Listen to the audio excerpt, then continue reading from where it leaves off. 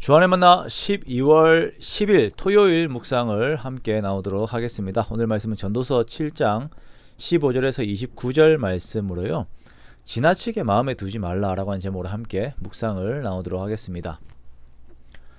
오늘 본문에서는 어제와 마찬가지로 인간의 한계를 인정할 것과 하나님을 의지할 것을 말씀을 하시면서 삶의 요소들에 지나치게 의미를 두는 것이 헛된 것임을 말씀을 하고 있습니다.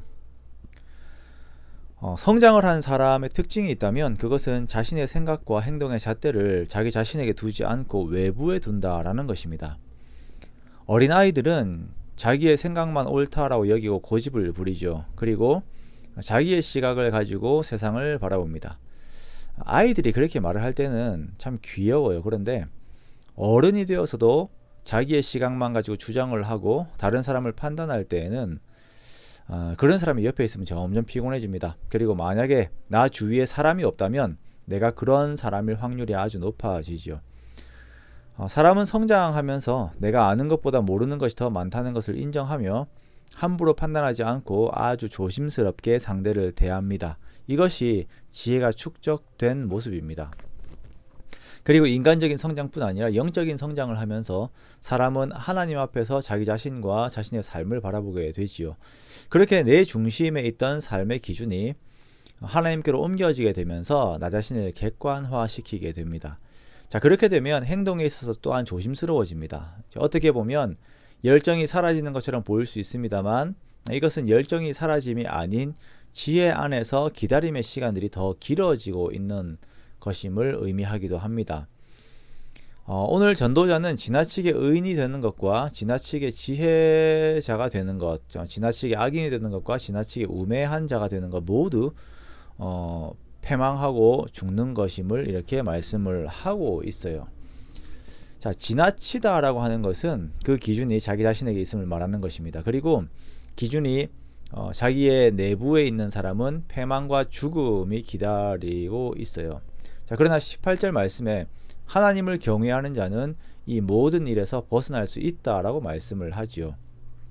즉 내가 세상의 기준이 되어 판단하고 정죄하고 또한 악함 속에 빠져 들어가서 사는 삶이 그 순간에는 나 자신으로 인한 어떤 의미가 있는 것처럼 보일지 모르지만 결국은 그것이 하나님의 영역까지 침범하여서 스스로 컨트롤할 수 없는 범위에 들어가게 되는 것입니다. 사람은 삶에 있어서 하나님을 경외함의 자세를 가져야 합니다. 모든 삶에서 하나님을 의식하고 하나님을 두려워하고 하나님을 사랑함으로 삶을 대해야 합니다. 그렇게 조심스럽게 삶을 바라보고 조심스럽게 분석하고 조심스럽게 판단해야 합니다. 하나님께 묻고 또 물으면서 삶을 대하는 것입니다. 오늘 전도자는 내가 기준이 될 수 없음을 말씀하면서 이 세상에 완벽한 의인은 없음을 말씀을 하고 있어요. 20절의 말씀에 선을 행하고 전혀 죄를 범하지 아니하는 의인은 세상에 없다라고 말씀을 합니다. 그러므로 사람들이 하는 잘못된 말과 행실을 너무 마음에 두지 말 것을 교훈해요. 22절에 보면 너도 가끔 사람을 저주하였다는 것을 내 마음도 알고 있다. 즉 우리는 모두가 연약한 자들이기 때문에 내가 완전한 판단자의 자리에 설 수가 없다라는 것입니다. 자, 이 말씀의 의미는 내가 지혜의 기준이 아니기 때문에 묻는 삶을 살아야 함을 의미합니다. 우리들이 추구하고 자랑하는 지혜는 분명 한계가 있어요. 그러므로 우리는 주어지는 모든 상황들에 대해서 완전한 의인이시자 완전한 지혜자 되시는 예수 그리스도께 묻고 주님께서 걸으신 그 걸음의 자국을 밟으면서 걷는 그런 삶을 살아야 하는 것입니다. 이것이 우리가 추구할 수 있는 참된 지혜입니다. 자, 끝으로 우리가 우리의 지혜를 믿지 못할 것은 세상의 악을 구분할 능력이 우리에게 현저하게 부족하기 때문입니다. 오늘 본문에서는 악을 악한 여인으로 비유를 하는데요. 26절의 말씀에 마음은 올무와 그물 같고 손은 포승 같은 여인은 사망보다 더 쓰다라고 말씀하고 있습니다. 이것은 그 보편적인 여자에 대해서 말하는 것이 아니라 그 죄를 의미하는 악한 여인을 말하는 것이에요. 즉 이러한 악한 여인의 실체를 알기 전까지는 그 여인이 그냥 다르게 느껴지는 것이죠. 세상에 어떤 참된 가치처럼 보인다라는 것입니다. 그러나 우리들의 지혜로는 악과 선을 구별할 능력이 없어요. 그러므로 우리가 하나님을 기쁘게 할 때에 내 마음이 그 하나님께 머물러 있을 때에 그때야 비로소 악과 선에 대한 이 구분이 가능해집니다. 그렇지 않으면 겉과 속이 다른 여인에게 붙잡히는 것처럼 우리가 죄악에 속아서 그냥 붙잡혀 버리게 되는 것입니다.